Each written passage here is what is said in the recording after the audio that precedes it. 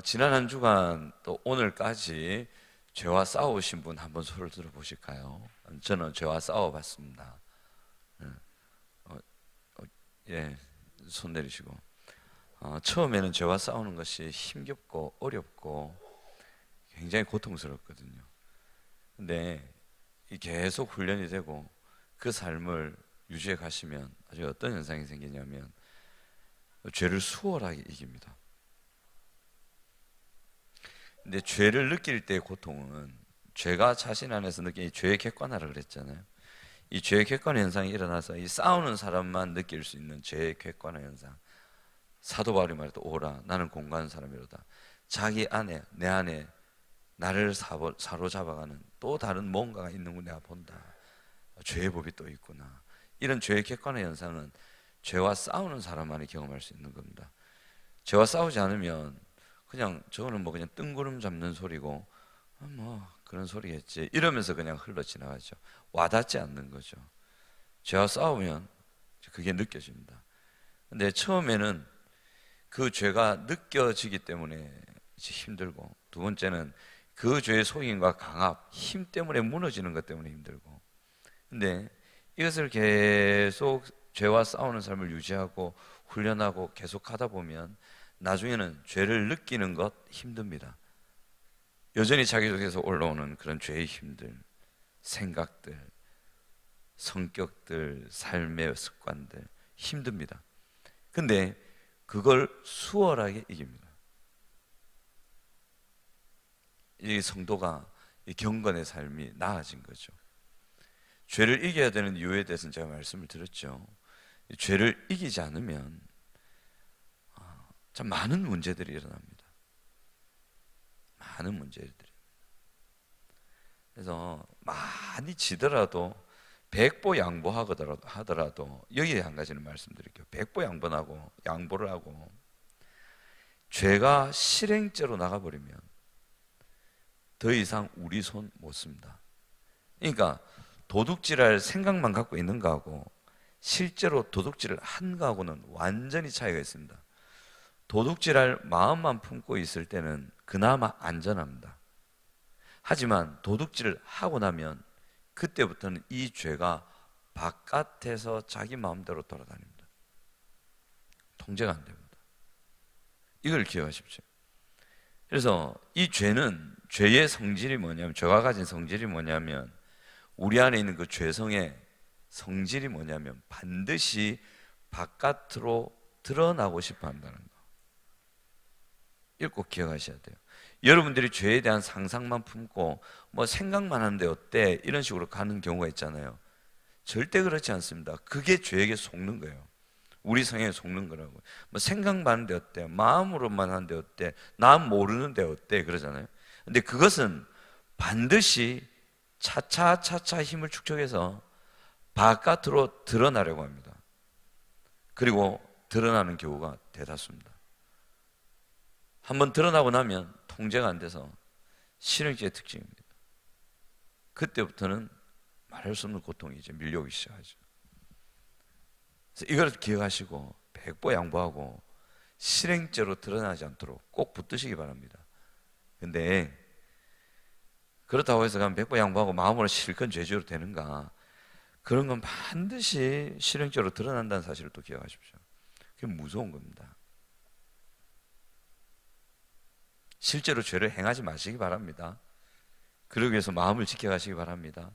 그래서 죄와 은혜의 지배를 다루시기 위해서는 마음 지킴이라는 교리를 다루셔야 돼요. 마음 지킴. 김남준 목사님의 거룩한 삶의 실천 시리즈 보면 마음 지킴이라는 교리서가 있어요. 좀 쉬워요. 조금 쉽습니다. 그리고 자기 깨어짐을 다루셔야 돼요. 어떻게 보면 마음 지킴, 그 다음이 죄와 은혜의 지배고, 그 다음이 자기 깨어짐, 가장 깊은 책인 것 같아요. 이 세 가지를 같이 있어야 되는데, 이 죄와 은혜의 지배가 끝나시고 혹 죄와 은혜의 지배 책을 보신 분이 계시다면 마음 지킴이라는 책도 한번 읽어보시기 바랍니다. 아주 쉽게 되어 있습니다. 무릇 지킬 만한 것보다 무엇을 지키라? 성경에는 무릇 지킬 만한 것보다 무엇을 지키라? 마음을 지키라 이래 되어 있어요. 우리의 마음은 우리의 관계, 우리의 행동, 우리의 말, 우리의 모든 것을 결정하는 근원입니다. 그래서 그 마음을 지키셔야 돼요. 그럼 그 마음을 어떻게 지킬 것인가? 이것이 성경에 다 기록되어 있어요. 근데 그 성경의 내용을 잘 정돈해 놓은 책이 마음 지킴이라는 교리서입니다. 그래서 그걸 한번 읽어보시고 배워보시면 좋을 것 같습니다. 오늘 6번 죄의 지배를 받고 있을 때 대처. 그럼 죄의 지배를 받고 있을 때 나는 이제 어떻게 대처해서 죄의 지배를 종식시키고 이겨낼 것인가? 자, 1번부터 6번이 쭉 있는데 1번이 보시면 죄의 지배에 무엇을 기억하라? 자, 2번은 무엇의 환경을 정비하라? 3번 무엇의 교리를 기억하라? 4번 이러한 진리를 어떻게 하라? 죄를 이기도록 은혜를 주시는 무엇을 생각하라? 자, 6번 마지막으로 누구를 깊이 생각하라? 예, 이 6가지를 하시면 죄를 이깁니다. 다라고는 할 수 없어요. 왜냐하면 우리 안에 있는 이 죄의 성향은 하도 교묘하고 내가 무엇에 약한지를 내가 잘 알잖아요. 내 안에 있는 죄성이 그걸 잘 안단 말이에요. 또 내가 무엇에 약한지를 누가 잘 아냐면 사탄이 잘 압니다. 그래서 사탄, 귀신의 왕이 사탄의 본질과 우리 속에 있는 죄의 본질이 같아요. 그러니까 사탄이 노리는 것과 우리 속에 있는 나의 죄의 성향이 노리는 게 똑같단 말이에요. 그러니까 사탄은 세상을 가지고 어쨌든 우리 안에 있는 죄의 성향을 부추기려고 해요. 뭘 던져주면 그 신자가 딱 반응을 해서 죄의 성향이 팍 일어나는지를 사탄과 세상이 알아요. 그걸 던져준단 말이에요. 쉬운 예로 이런 거예요. 여기 담배 오래 피신 분 계십니까? 계시죠? 그죠? 저는 담배 피는 분이 저 안쪽에 계시면 한 10m 밖에서도 이러면 냄새 안 나요. 바로 알아요. 제가 담배를 펴서 그런 게 아니고 담배를 하도 안 피다 보니까 어디 가니 너무 민감하게 반응을 하는 거예요. 그래서 우리 중고등부 학생들 오셨는데 담배 안 피죠? 여러분이 담배 피면 아무리 입 닦고 와도 저한테 들킵니다. 피면 안 됩니다. 와요 그게. 근데 담배를 폈다가 이제 끊으신 분들 계시잖아요. 그죠? 이분들한테 담배를 던져주면 끌릴까 안 끌릴까? 끌리죠. 저한테 담배 던져주면 끌릴까 안 끌릴까? 안 끌린다. 왜냐하면 제 속에는 담배를 피우고 싶은 마음 자체가 없어요. 그죠? 그럼 뭘 다른 걸 던져주겠지. 나를 아닌가. 그러니까 우리의 어떤 부분이 약한지를 우리의 죄의 성향이 알고 사탄이 알고 세상이 압니다. 그래서 마음을 그 다음에 한번 보고요. 자, 1번 죄의 지배의 교리를 기억하라. 죄의 지배를 받고 있다고 여겨질 때 우리 진단을 쭉 해봤잖아요. 그죠? 진단을 해봤을 때 이걸 인정할 수 있어야 돼요. 제가 왜 신학생들을 그렇게 기도를 시키고 늘 얘기했지만 오늘 마무리하면서 신학생들을 기도를 시키고 말씀을 연구하게 하고 탁월해지라고 하냐면 신학생들은 어떤 현상이 있냐면 이제 말씀을 전하는 사람들은 말 있잖아요. 자기가 하는 말이 자기라고 착각을 해요. 정확하게 자기를 진단 안 하고 설교하는 내용이 나라고 착각을 한다고. 아주 위험한 거죠. 지난번에 예를 들 때 탁월한 경건의 사람들, 목사님들도 깊은 죄에 빠지는데 그분들이 전하는 설교에 성도들이 은혜 받는 경우도 있다 했잖아요. 그게 참 신비하죠. 성경에도 그게 나와요. 남들 좋은 일하고 자기는 스스로 망하는 일이 있다. 참 안타깝죠. 남 좋은 일 다 시켜놓고 자기는 망한다. 그게 죄의 지배를 받는 사람들의 특징 중에 하나입니다. 왜 그러냐면 이 자기가 죄의 지배 아래에 있다는 걸 인정을 안 해요. 볼 수 없을 뿐더러 또 그 증상들을 안 받아들이려고 해요. 예를 들면 이런 거죠. 우리 안에 예수 그리스도의 십자가의 사랑, 하나님의 사랑이 경험되어서 내 눈에 두 눈에 눈물이 흐르는 일이 아주 예전에 있었는데 나는 지금 신앙적으로 괜찮다. 아니요.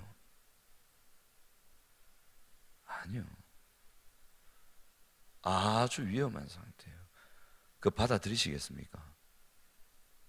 자, 받아들이시면 아멘, 안 하시면 아멘 안 하셔야 돼요. 아멘. 조용하잖아요. 그 많이 지금 막 신앙 다 식어 있단 말이에요. 받아들이기 싫죠. 니는 그렇나 그럴 거 아니에요. 제 마음의 상태가 어떤지는 말씀 안 드리겠습니다.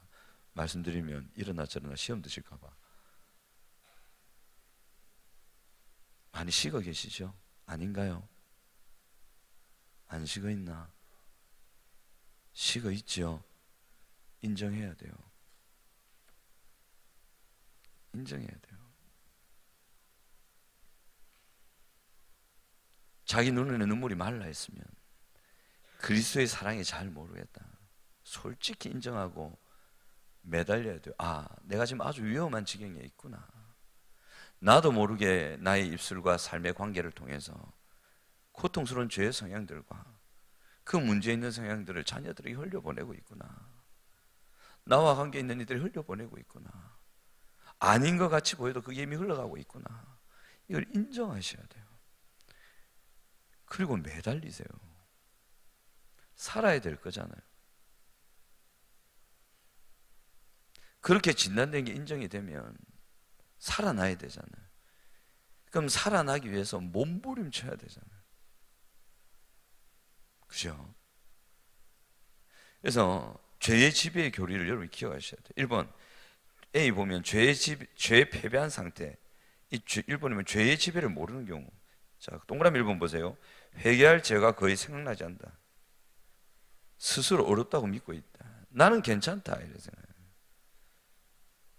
회개할 죄가 거의 없는데, 회개할 죄가 기억 안 나면 정말 위험한 상태입니다. 죄에 쩔어 있어요. 뭐 내가 뭐 나쁜 짓 했는데, 내가 뭐 사람들 볼 때 내가 무슨 나쁜 행동을 했냐, 나쁜 말을 했냐, 내가 뭘 잘못했냐.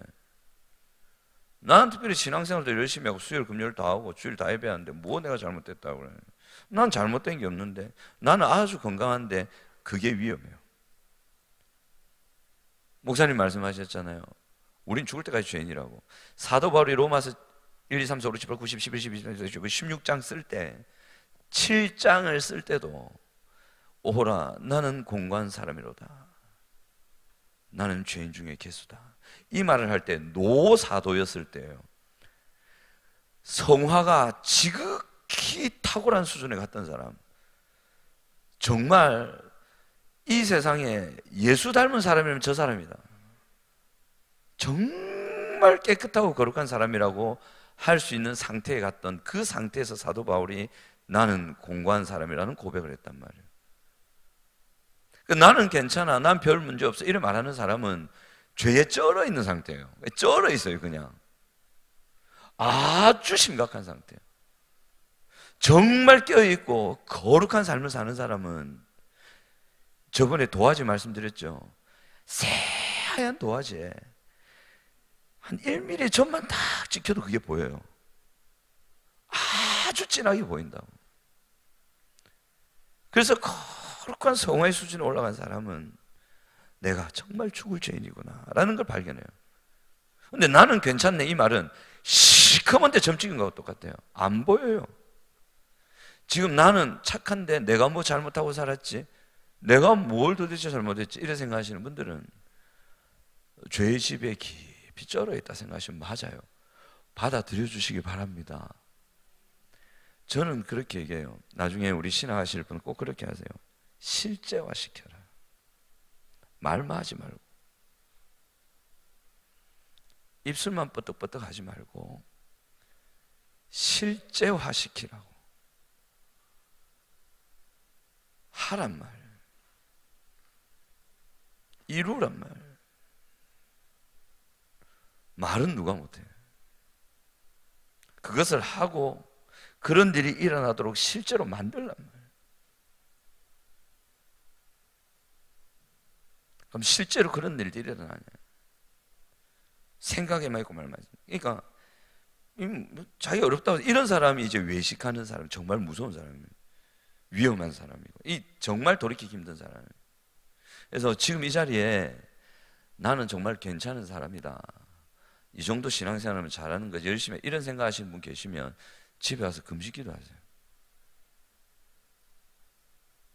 자기가 죄인임을 못 보고 있다, 하나님 볼 수 있게 해달라고. 정말 나를 볼 수 있게 해달라고. 저희 멀어버린 눈을, 저희 영안을 열어달라고 기도하셔야 됩니다. 반드시 기도하셔야 됩니다. 금식은 아니더라도 심각한 문제가 있구나, 기도하셔야 됩니다. 자, 그 다음 2번 보면 죄를 찾으려고 하면 여러분들의 영적인 상태를 증거해 볼 때, 이런 상태에 있는 분들은 여러분들이 무슨 죄를, 도대체 내가 뭘 잘못해서 내 안에 무슨 악한 것이 있는지 그걸 찾으려고 하지 마시고요, 영적 생명의 증거를 한번 찾아보세요. 그게 뭐냐면 보이지 않는 그리스도에 대한 사랑의 증거를 찾아봐라. 그리스도 예수의 십자가를 인한 사랑의 감격과 하나님과 가지는 신령한 교통, 하나님을 생각하면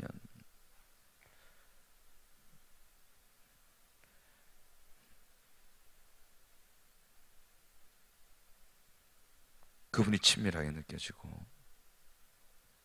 그분의 사랑이 밀려오고, 그분이 십자가를 통해 우리를 사랑하는 사랑이 어떤 것인지 가슴 깊이 느껴져서 그 사랑 앞에 울 수밖에 없는 마음이 있는지 그걸 점검해봐라. 그게 없다면 죄의 지배 아래로 가까이 가 있는 상태다. 보이지 않는 그리스도를 향한 성도의 사랑이라는 청교도들의 책이 있습니다.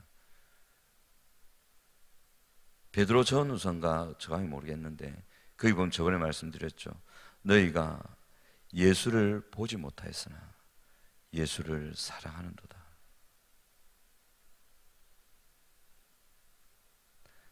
참 성도는 고매한 인격을 가진 자가 아닙니다.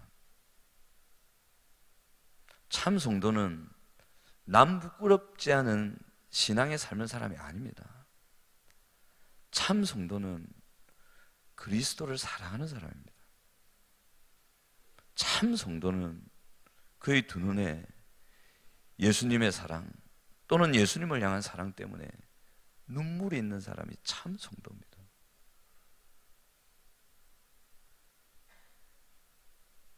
이 신앙이 아니라 교회 안에 도덕주의가 들어와서 건강의 웰빙 이런 게 들어와서 참 성도의 성경적인 근거들이 많이 사라지고 있습니다. 여러분들의 신앙의 상태를 이렇게 한번 점검해 보십시오. 정말 그 사랑의 감격과 신령한 교통이 있는가? 정말 내가 잘 산 것 같은데, 하지만 그 속에 이것이 있는가를 한번 보시란 말이에요. 그리고 자기를 진단하시라. 또 죄에 패배한 상태, 두 번째는 죄의 지배를 아는 분이에요. 내가 죄의 지배 아래에 있다, 확실하게 실감하는 분이에요. 그런 경우는 죄와 죄의 지배에 대한 성경적 지식을 배워서 그 지식에 따라 스스로 진단하시고 조치하셔야 됩니다. 내가 죄의 지배 아래에 있다, 내가 이래 살면 큰일 나겠다, 이거는 진짜 하나님 보실 때도 아닌데, 죄의 지배의 교리를 몰라도 말씀을 대충만 봐도 양심상으로도 거리끼는 뭔가 내한테 구체적으로 있다는 걸 아시는 분들이 계세요. 이런 분들은 좀 안전해요. 왜냐하면 죄의 지배 아래에 있다는 걸 자기가 인정하기 때문에 한편으로는 부끄럽고 한편으로는 제가 좋긴 하지만 또 한편으로는 그걸 벗어나고 싶어 한다고. 근데 문제는 어떻게 벗어나야 되는지는 잘 몰랐잖아요. 지금도 많이 잘 모르는 상태거든. 하나씩 알아가고 있는 상태. 이것을 배워가면서 실천하면서 실제로 벗어나도록 노력하셔야 돼요. 죄의 지배의 교리를 배우셔야 돼요. 어떻게 하면 그것을 벗어날까? 그러면 어떻게 하면 내 마음에 그리스도를 향한 사랑이 다 식어 있고 눈에 눈물이 말라 있는데 어떻게 하면 하나님을 향한 그 사랑이 회복될 것인가? 하나님의 깊은 사랑을 경험하라는 책이 있습니다. 보시기 바랍니다. 그 외에도 많은 신자들이 쓴 하나님의 사랑을 향한 그런 저서들이 많지요. 그런 책들을 보고 배우면서 그걸 회복시켜 가셔야 됩니다. 자, 두 번째로 이런 죄 지배의 교리를 꼭 기억하셔야 되고요. 두 번째로는 삶의 환경을 정비하셔야 됩니다. 소극적인 의미에서 신자 자신이 죄에 가까이 다가가는 환경으로부터 스스로를 격리하셔야 돼요. 고양이한테 생선을 지키라, 말이 될까요, 안 될까요? 고양이 죽습니다. 얼마나 힘들까요? 바로 옆에 생선이 있는데 주인은 그걸 먹지 말고 지키라 했지. 눈앞에 딱 걸어놨단 말이에요. 고양이한테는 지옥이죠. 여러분, 우리가 어떤 구체적인 죄에 빠지는 근거들이 우리 주변에 있었다. 그럼 그거 정리하셔야 돼요. 이 죄라는 것은, 우리 안에 있는 죄성은 무엇에 힘을 얻냐면 정욕을 따라 이 힘을 얻는데, 우리의 눈, 귀, 피부, 접촉하는 이런 많은 오감들을 통해서 들어오는 정보를 활용할 때가 많습니다. 그래서 보는 것, 듣는 것, 만지는 것, 경험하는 것 주의하셔야 됩니다. 아주 주의하셔야 됩니다. 그리고 적극적인 의미에서는 죄를 이길 힘을 얻게 하는 은혜의 방편과 그를 실천할 환경에 자신을 가까이 두셔야 됩니다. 은혜의 방편이면 대표적인 것이 말씀과 기도죠. 자, 한번 저를 한번 보세요, 여러분. 오늘 나는 기도 1시간 이상 했다면 손 들어보세요. 손 내리세요. 물론 기도에 시간을 두는 것은 큰 의미는 없습니다. 얼마나 그것이 간절한가, 얼마나 그가 간절히 추구하며 하나님의 뜻을 물으며 하나님 앞에 무릎 꿇으며 갔는가. 또 그 하나님의 은혜, 이제 은혜의 정의가 뭔지 아시죠? 신자로 하여금 죄를 이기게 하시는 하나님의 거룩한 내적인 영향력이다 말씀드렸어요. 그 은혜를 받기 위해서 간절히 성령은 기도니까 간절히 기도하며 갔는가. 그게 중요한데 5분이라도 그렇게 했다면 그게 오늘 있었냐.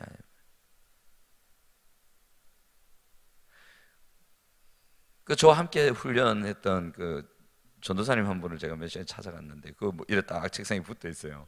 그분이 재언의 지배를 다 통과한 분이거든요. 이 뭐라 붙으면 나는 쉬어도 죄는 쉬지 않는다. 멋진 말이죠. 나는 쉬어도 죄는 쉬지 않는다. 우리 안에 있는 죄의 성향은 365일 밤과 낮 쉬지 않습니다. 성령이 말할 수 없는 단식으로 밤낮 주무시지도 않고 기도하신다잖아요. 우리 안에 있는 죄의 성향도 똑같습니다. 근데 우리가 이 죄에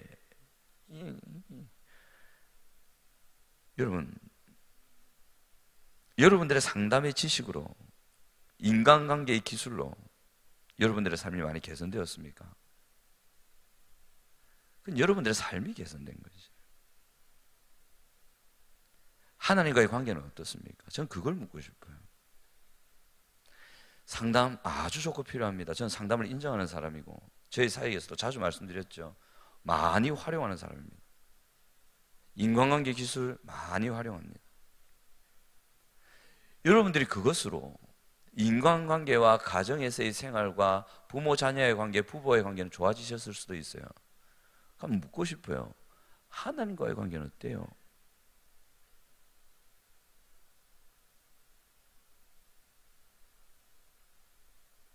그 삶의 환경들은 개선될지 몰랐지만 여러분들 속에 죄는 살아있어요. 결국 그는 교회라는 몸을 힘들게 하는 삶으로 갑니다. 눈에 보이는 것이 다가 아니라는 사실을 아셔야 돼요. 반주를 하다 보면 들린다니까요. 누가 저 자리에 앉아서 누르냐에 따라서 하나님의 임재가 결정되는 경우도 있어요. 아무리 피아노의 전공을 잘해서 반주를 해도 하나님의 임재를 가리는 반주자가 있고, 전공은 하지 않았어도 한음을 땅땅 쳐도 거기에 하나님의 임재가 임하고 그 마음을 울리고 하나님을 경외하는 반주자가 있어요. 전공으로 하고 스킬 뛰어나고 아름다운 소리가 들리면 뭐하냐, 갑갑해 죽겠는데. 그래서 저는 그런 반주자 딱 보면 내려오랍니다. 니 내려가라. 딴 사람 말합니다. 더러운 반주자들이에요. 잡음이라. 기술이 아무리 탁월하고 뛰어나고 두둥 두드려도 완전 잡음이라. 하나님의 관계가 깨져 있는데 뭔 반주를 하고 한단 말이에요. 그런 걸 두고 저는 소위 딴따라라 그러죠. 그런 딴따라는 딴따라 세계 가서 그냥 음악하면 되는 거고, 예배는 그런 게 아니라.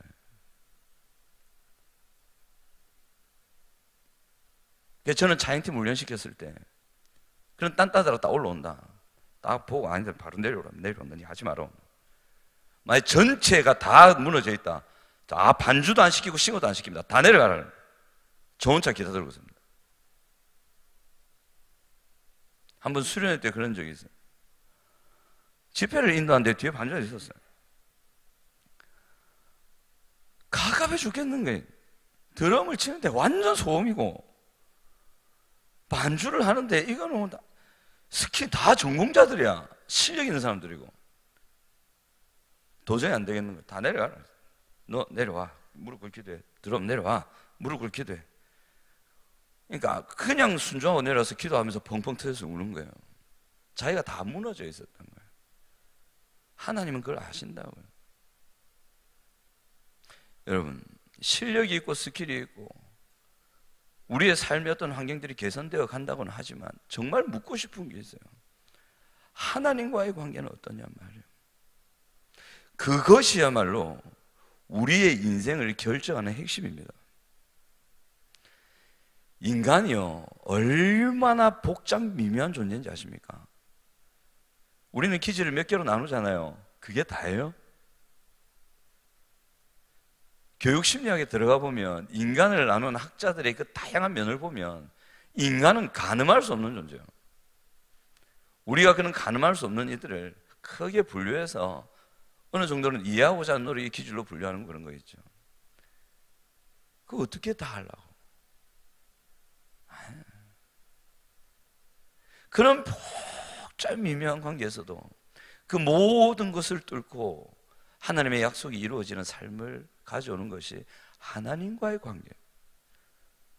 그래서 정말 여러분들이 하나님과의 관계가 어떤지를 진단해 보시라고요. 그래서 이런 하나님과의 관계를 회복할 수 있는 은혜의 방편들, 말씀과 기도의 삶, 애를 쓰셔야 돼요. 그러니까 나중에 다룰 텐데 말씀을 읽고 말씀을 듣고 설교 시간 나오는 이유가 뭐냐, 기도를 하는 이유가 뭐냐, 이런 것도 우리 살펴봐야 돼요. 그래서 은혜의 방편에 자기가 얼마나 열심히 참여하고 있는가, 추구하고 있는가를 보셔야 돼요. 그 다음에 세 번째 보시면 은혜의 교리를 기억하십시오. 죄의 지배의 교리를 기억할 뿐만 아니라 죄가 내 안에서 어떻게 작동하고 어떻게 이것이 나를 망가뜨려 가는지를 정확히 아시고, 뿐만 아니라 은혜의 교리를 기억하셔야 돼요. 체크해놨죠. 죄의 지배를 심각하게 생각하고 괴로워하고 한고가 아니고 하고 있는 것 자체가 바로 우리 안에 은혜가 남아있다는 증거다. 여러분, 죄의 지배 아래 들어갔을 때 힘드시죠? 실제란 말이에요. 교리, 그냥 하늘 펄럭펄럭 날리는 그냥 글자, 검은 잉크가 아니란 말이에요. 여러분들 죄의 지배 아래 있을 때, 여러분들이 구체적인 어떤 죄에 빠져 있을 때, 어떤 관계 속에 죄가 있을 때 힘드시죠? 안 힘들면 그 신자 아니요. 하나님이, 세상 사람들은 인정해도 하나님이 아니라는 것 있을 수 있잖아요. 거기에 신자가 있을 수 있잖아요. 그때 힘드시죠? 세상 사람들은 그럴 때 하나도 안 힘들어요. 뭐 다 아는데 이런 식으로 한단 말이에요. 하지만 신자는 하나님이 그러지 말라 했다는 이유 하나 때문에 힘든 거예요. 구원받은 사람이에요. 힘드시죠? 그 말은 그 속에 은혜가 살아있단 말이에요. 거듭난 사람이란 말이에요. 그 안에 성령이 있다는 말이에요. 성령이 있기 때문에, 우리의 마음에 성령이 계시기 때문에 이 성령을 힘들게 하는 것들이 들어오면 성령이 근심하잖아요. 그 근심이 우리의 마음에 영향을 미친단 말이에요. 그래서 우리도 근심하게 되는 거예요. 힘들고 불편하고 이건 아닌데, 여기서 떠나야 되는데, 이런 생각이 든단 말이에요. 그러니까 죄 아래 있을 때 힘드시다. 그건 여러분들 안에 뭐가 살아있는 증거다? 은혜가 살아있는 증거다. 죄의 지배의 교리만 알다 보면 절망으로 간단 말이에요. 그래서 은혜의 교리도 잘 아셔야 되는 거예요. 여러분들은 구원받은 하나님의 백성이 맞습니다. 아멘. 자, 두 번째 체크 보면, 죄가 아무리 강력히 지배해도 신자 안에는 반드시 남아있는 은혜가 있으니 다시 은혜의 원리를 따라 회복되면 그 은혜가 반드시 죄를 이긴다. 지난주에 말씀드렸죠. 구원의 확신이 흔들린다. 내가 진짜 이런 삶을 사는데 구원받는 게 맞나 의심될 때가 있죠. 그죠? 그것은 신자가 가짜 신자라서 그런 확신이 막 흔들리는 것이 아니고, 이 신자가 은혜의 원리를 떠났기 때문에 겪게 되는 당연한 결과예요. 그래서 구원이 취소된 게 아니에요.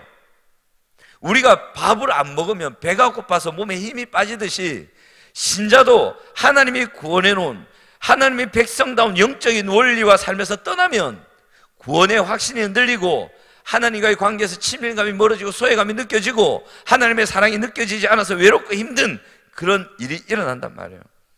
구원이 취소된 건 아니다. 은혜가 사라진 건 아니라는 걸 꼭 기억하시기 바랍니다. 그럼 우리에게는 희망이 있죠. 이렇게 기억하시면 돼요. 그 다음 4번, 이러한 진리를 믿으라. 다시 죄와 은혜의 지배 원리에 따라 말씀에 순종할 때 성령께서 은혜를 주셔서 죄의 지배를 벗어나게 해주실 것이라는 사실에 대한 믿음이 필요하다. 이 믿음 동그라미 하십시오. 믿음이 제일 중요합니다. 믿음이 이기네 라는 곡도 있잖아요. 우리 민성군 이제 이길 것이라는 확신은 있죠. 이제 된다라는 그 경험이 됐잖아요. 그죠? 저를 믿으란 말이에요. 됩니다, 여러분. 그 다음에 5번, 죄를 이기도록 은혜를 주시는 방법을 생각하십시오.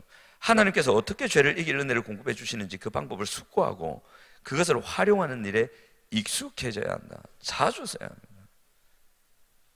우리 속에서 죄의 힘이 올라와서 우리의 생각을 지배하고 상상력을 일으키고 우리의 어떤 욕구를 일으키고 어떤 부정적인 걸 일으킬 때에 그것을 쉽게 이기는 방법들이 있어요. 말씀드릴까요? 비밀입니다. 한번 찾아보세요. 황동원 목사님 그러시잖아요. 인격적으로 대하고 스스로 찾도록 할 수 있는 거예요. 제가 그렇게 다룸받았거든요. 황동원 목사님한테. 지금으로부터 약 8년 전 처음 만났을 때 3년 시간 줄 테니 보고 말아와라. 황당무계했습니다. 기도는 올라가 있을 때 목사님 어떻게 할게요? 이제부터 네가 알아서 해라. 다 놓치고 아무것도 없는 저보고 이제부터 네가 알아서 해라. 제일 겁나는 말이거든요. 근데 저를 그렇게 다루셨어요. 그래서 지금까지 왔어요. 얼마나 감사한지 몰라요. 그때 저한테 답을 주셨으면 아마 저는 이래 안 돼 있을 겁니다. 더 헤맸을 겁니다. 스스로 찾고 추구하고 애쓰고 보게 하고 경험하게 하고 이러면요, 그렇게 따라가는 사람보다 앞에서 보는 사람이 더 답답합니다. 딱 아는데 이렇게 딱 던지면 바로 딱 될 낀데 이걸 알거든요. 그러니까 갑갑해요, 보는 사람은. 근데 팍 던져줘 버리면 안 산단 말이에요. 스스로 할 수 없는 사람이 된단 말이에요. 기다리는 거예요. 답을 던져주면 좋겠죠. 이 집 무슨 문제 있네, 보고 있네, 딱 이러면 좋겠죠. 그럼 여러분들이 안 큰다니까요. 여러분들 추구하고 있으셔야 돼요. 그 다음에 6번, 그리스도를 깊이 생각하라. 이 최고의 방법입니다. 예수 그리스도의 생애와 대속의 고난을 깊이 생각하는 것은 죄의 지배를 벗어나게 하는 중요한 비결입니다. 예수 그리스도께서 십자가에서 이루신 일들을 구체적으로 배우고 믿고 생각하고 십자가에서 나타내신 사랑을 기억해야 됩니다. 그래서 여러분들이 가능하면 십자가의 사건을 기록한 책들이 있습니다.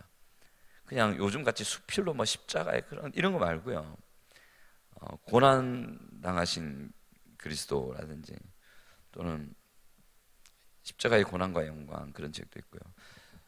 대체로 청교도들이 썼던 또는 깊은 영적인 스승들이 썼던 십자가에 관련된 책들이 있잖아요. 이사야서 53장 강해설교라든지 고린도전서 13장 사랑, 고린도 13장 강해, 이런. 여러분, 고린도 사랑은 오래 참고, 사랑은 온유하며, 사랑은 쭉 가잖아요. 그 사랑이란 단어에다가 예수를 한번 넣어보십시오. 사도 바울이 그 사랑을 어떻게 알았을까요?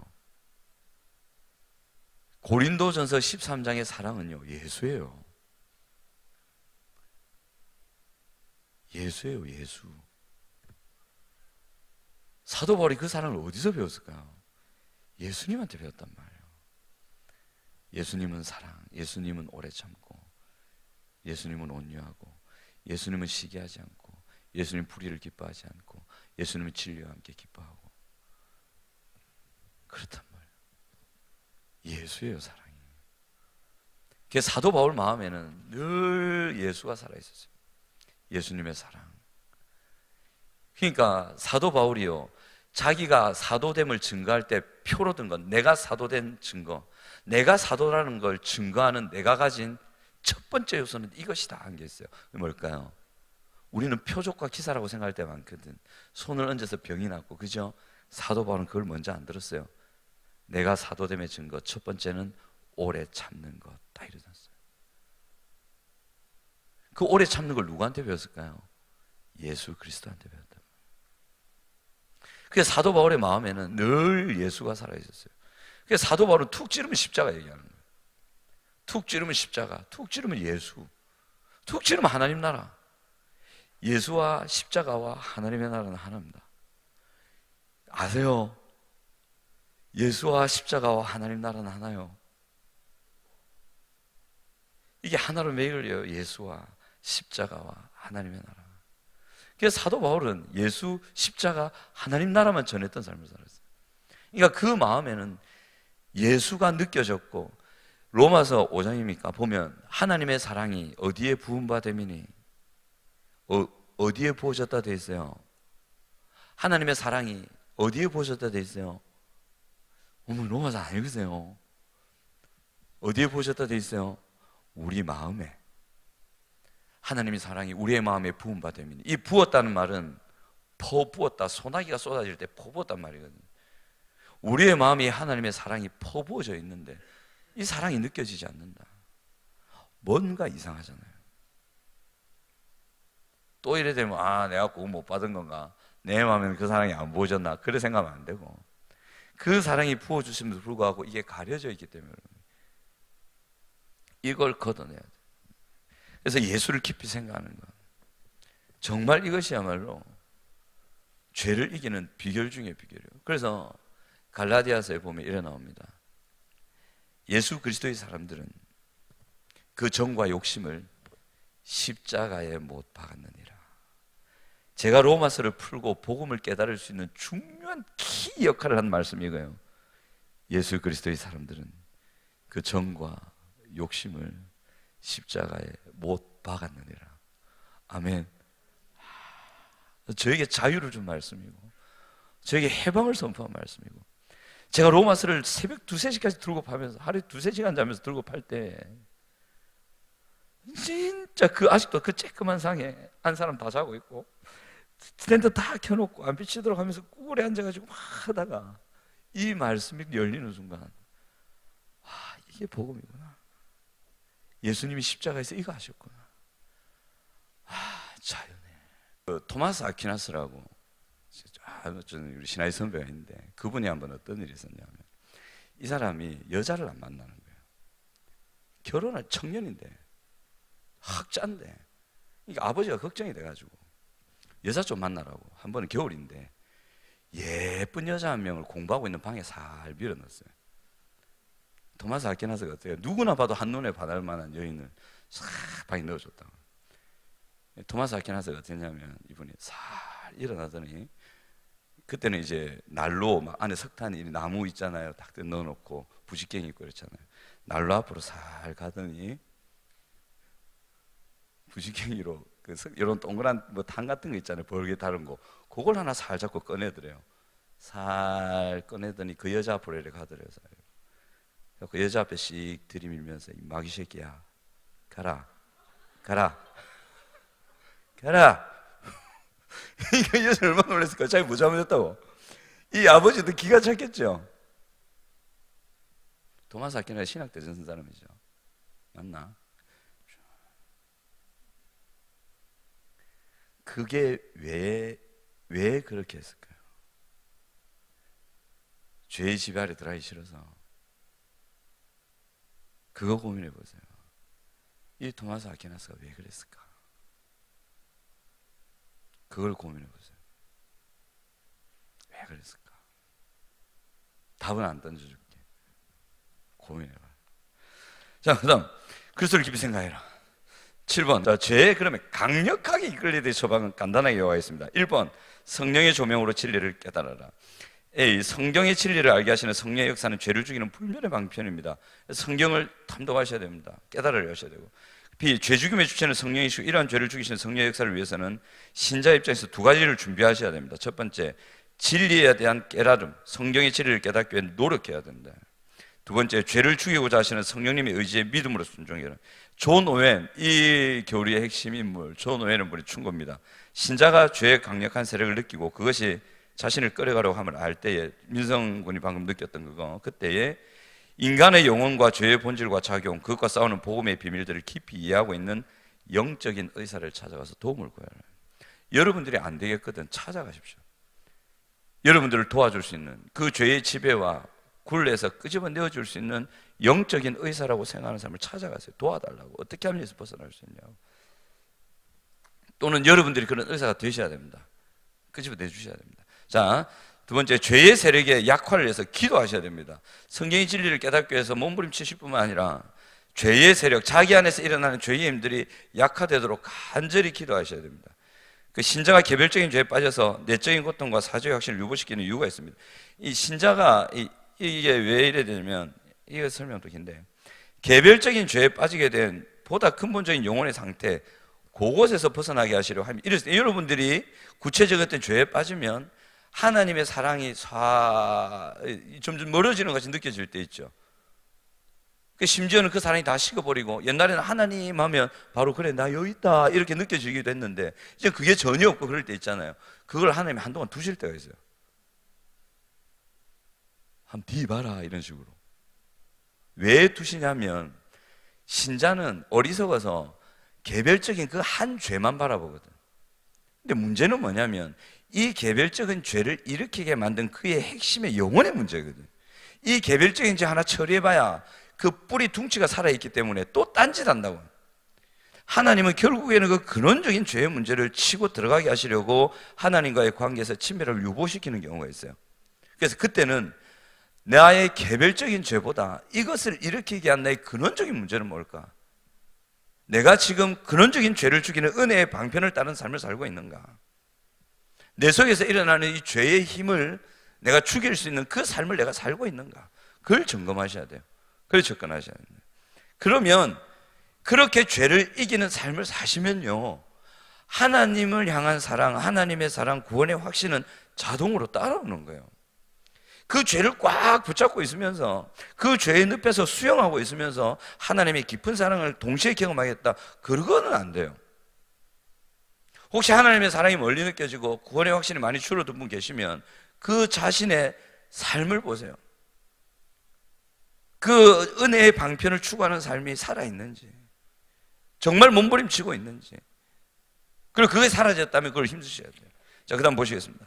3번 보시면, 은혜의 수단에 부지런히 참여하셔야 됩니다. 스스로 마음을 다하여 밑줄 쫙 그으시면 됩니다. 스스로 마음을 다하여 악에 대항하고 하나님께서 은혜를 주시도록 지정된 수단에, 하나님께서 은혜를 주시도록 지정된 수단 밑줄 쫙, 부지런히 동그라미, 부지런히 참여하셔야 됩니다. 정말 부지런하셔야 됩니다. 그렇다고 일상의 삶을 버리시라는 게 아닙니다.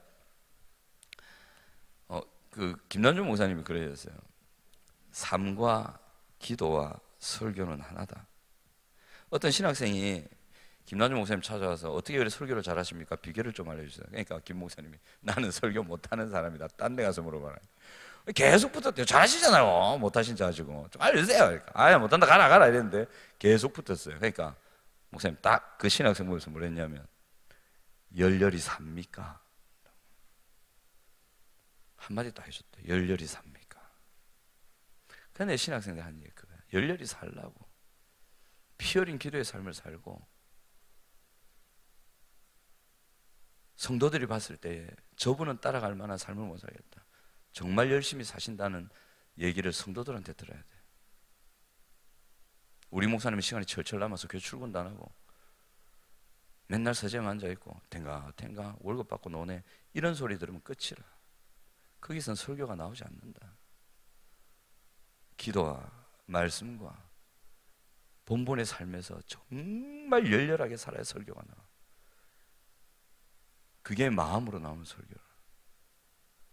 그래서 내가 신학생들을 강하게 훈련시키는, 사람을 살려야 되기 때문에 그 마음에서 교를 올리는 설교를 해야 될까요? 그래서 자, 여러분들 열심히 하셔야 됩니다. 그래야 여러분들의 삶이 설교가 됩니다. 열렬하게 사십시오. 은혜 수단에 부지런히 참여하십시오. 근데 뭐 정말 중요한 얘기 한 가지 있는데, 보세요. 비유범을 보시면, 죄 가운데 있어서 마음을 들이지 않은 채 은혜의 수단들에 참여하는 것, 어떤 거냐면 하나님과의 만남과 진리에 대한 갈망이 없는 예배 참석. 주일 오전 예배 왔을 때 목사님이 눈 좀 뜨세요, 박수 3번 안 하게 해주세요. 정말 예배는 하나님을 만나는 거거든요. 약속 있는 예배는 하나님과의 만남이 약속되어 있어요. 하나님을 경험하는 자리가 그 자리예요. 그리고 그 진리를 깨달아야 내가 살 수 있단 말이에요. 그러니까 하나님과의 만남에 대한 갈망, 진리를 깨닫고 싶다는, 듣고 싶다는, 알고 싶다는 그 갈망을 가지고 예배 오셔야 돼요. 그것이 없이 예배 참여하면 그게 은혜의 수단이 안 된단 말이에요.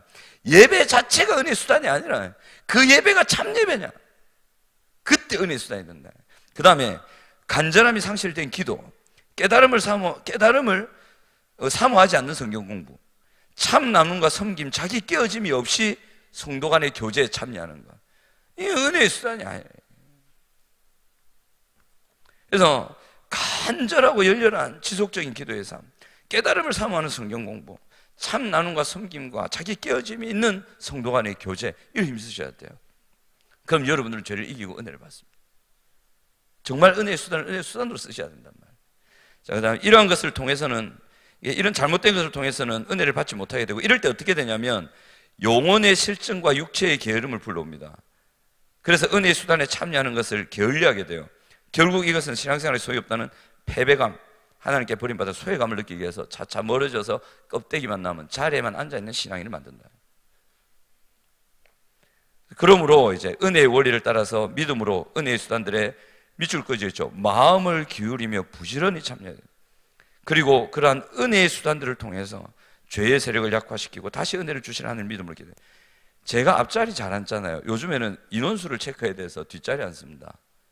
제가 앞자리에 앉으면 목사님이 강요해서 앉는다고 여러분 생각하시는 것 같아요. 저는 한 교회에 있을 때 이 자리 바로 뒷자리가 제 자리였어요. 항상. 맨 앞자리 왜 못 앉았느냐, 찬양팀이 앉더라고. 내 자리인데. 근데 찬양팀을 쭉 앉을 수는 없잖아요. 저것들은 뭐 무슨 상황에서 모르지만 억지로 앞에 앉아야겠지. 근데 저는 항상 양보를 해야 됐어요. 저 자리. 근데 항상 목사님이 질문하시면 이렇게 질문하세요. 말해봐. 여기로 딱 넘어오세요. 말해봐. 저 앞에 오시면 딱 옆으로 와. 이리로 가서 이리로 가. 저한테 질문 안 하죠. 질문 좀 해주세요. 눈 딱 뜨고 있는데도 안 하고 그냥 넘어가세요. 거의 안 하셨어요. 제가 앞자리에 앉는 이유는요, 목사님이 한번 말씀하셨잖아요. 사모님들, 목사님들 앞자리에 앉잖아요. 저는 고맙더라고요. 보통 전통교회 가면 목사들이 뒤에 앉아야 되거든요. 저 정리하고. 근데 앞자리에 앉으니까 너무 고마워요. 왜냐하면 이 앞자리야말로 은혜 받을 수 있는 뭐 신비한 그런 게 아니고 집중할 수 있는 자리잖아요. 그래서 저는 지금도 앞자리에 오고 싶어요. 누가 인원수만 체크해 준다면 다 때려치고 이 자리 딱 오고 싶어요. 근데 인원수 체크할 사람이 저밖에 없어요. 이제 다 2부에 다 가시고 저밖에 없어요 이제. 그러니까 저는 어디 앉냐면 저 가운데 자리에 앉아요.